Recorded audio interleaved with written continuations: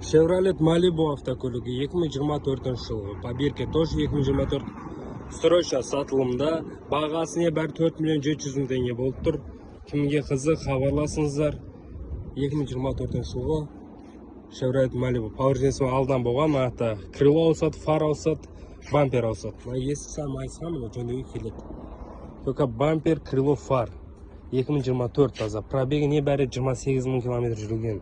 Готовый вариант вообще. Минимальный карпакспен. Салонның шосында велируй сиденьдермен, эрбактар мына төбесінде ғана ашылған.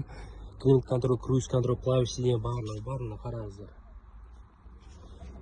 Срочно сатылады ағайын. Қазақстанда білесіздер, бұлар 10 миллионның үстінде тұрады. Кімге қызық, хабарласыңыздар, барлығын түсіндіретін боламыз. Chevrolet Malibu 2024.